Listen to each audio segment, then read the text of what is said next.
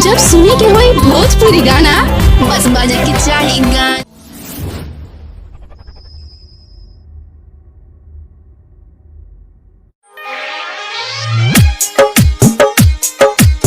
Mix भाई Pallavi recording studio मठिया मोड़।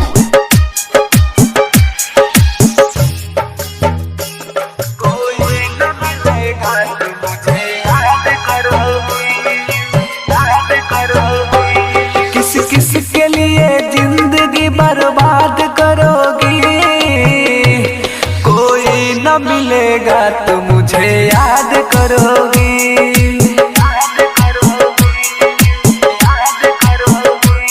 किस किस के लिए जिंदगी बर्बाद करोगी कोई न मिलेगा तो मुझे याद करोगी।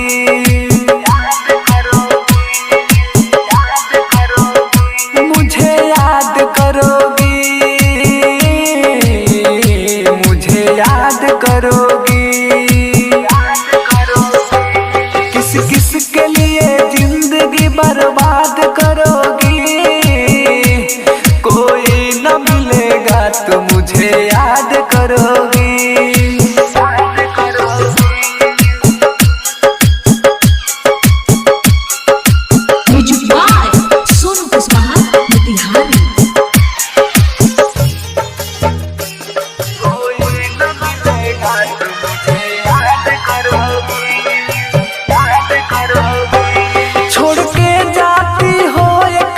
आना पड़ेगा दुनिया हमारे की ठोकर पछताना पड़ेगा।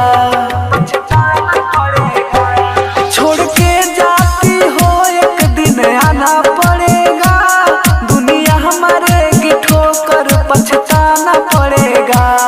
हालात अपने दिल की ना बता पाओगी हमसे भी अब नजर ना मिला पाओगी। अब फिर न कभी सूरत पे नाज करोगी कोई न मिलेगा तो मुझे याद करोगी।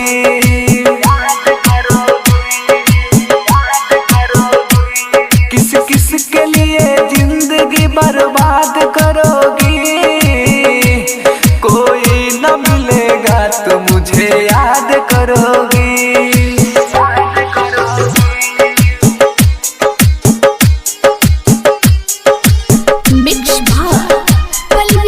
स्टूडियो मठिया मोड़।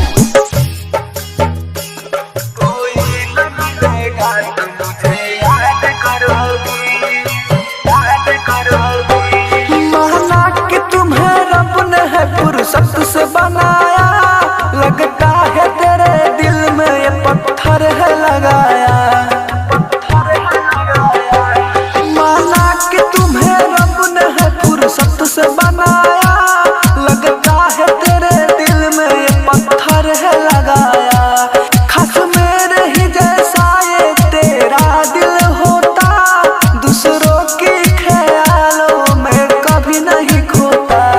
प्रमोद गुड्डू अमरजीत अकेला को बर्बाद करोगी कोई न मिलेगा तो मुझे याद करोगी।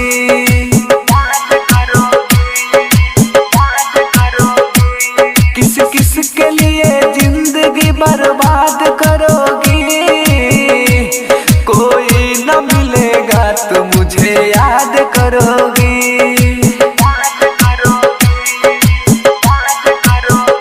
मुझे याद करोगी मुझे याद करोगी। किस किस के लिए जिंदगी बर्बाद करोगी कोई न मिलेगा तो मुझे याद करोगी।